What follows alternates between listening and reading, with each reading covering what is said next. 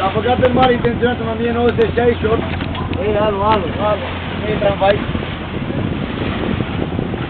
E urcată pe stânga aproximativ 75-80%.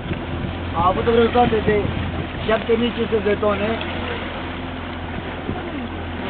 O cheamă Evanghelia. Evanghelia provine de la una din fiicele lui Onasif, a grecului ăsta. Avea doar 25 de copii. Bineînțeles că nu cu o femeie. Erau iubitori, În fiecare port de acosta plăcea câte una. E construită pe bază de nicuri, în același șantier, același constructor care a construit Titanicul. Nu se prea pricepe. O băgată intenționată aici? Da, în 68.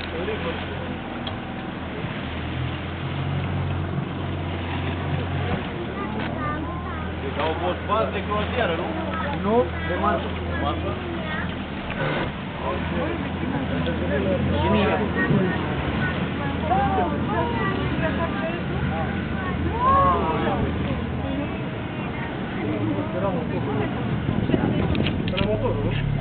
A mai rămas. Avea două fiere și motorul principal. Mergea pe combustibil solid.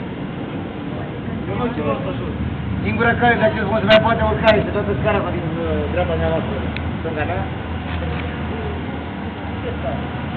Uite-mă aici, stânga mea. Da.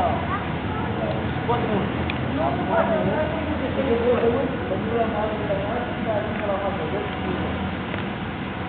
Nu vreau să te dai aici, să te lovezi din cauza mea, să-am venit. De nici de la... Nu, aia oricum cade încolo. Așa bate vânt. Aici se spate din cauza furtunilor care vin pe timpul iernii de la nord-nord-est.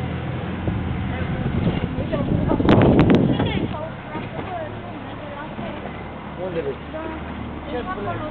Nu, alea nu turme de la frec, sunt turme de la furtunile care vin iarna. Ar fi cu play-ul, mă. O tras curând. Uite, bucata de nave, duce pe așa. Moară, moară.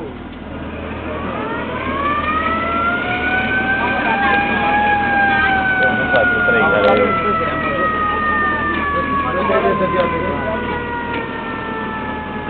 Adâncimea de pleacă de la 1 metru undeva în fața ei, la 6 metri, 6 metri jumătate în spate. Deci o băgată. Intenționat și de asigurarea, am spus mai devreme.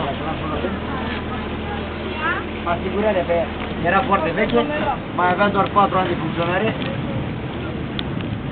Și ca să nu o pierdă să merge la casare, hai să o trezim în mare. Se poate vede numele ei în românește și inițiala ei înainte.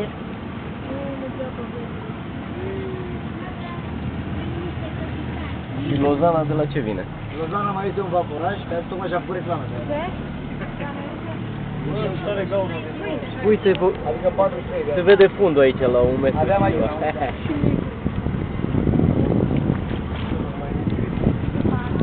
Ce sculuri fi avut după timpul ăla, nu știu de la.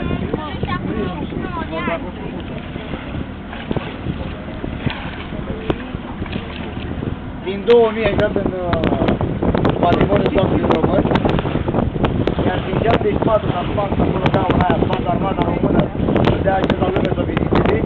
Ei bine, nu poate mișca din cauza că scările s-au făcut bani. Din 84 este trecută în harta de navigație ca punct de reper al flotei marine militare.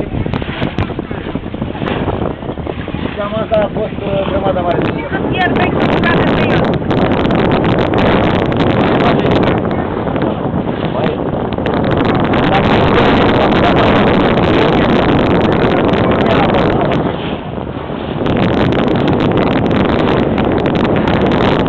Și acum când i-ați văzut dumneavoastră, cei care i-au văzut pe ea care aici în hoți s-au furat, de fapt n-au furat, s-au scurnat pe la fund de jur împrejurul epatei și au luat rupturile și au rupt pe cuierțile.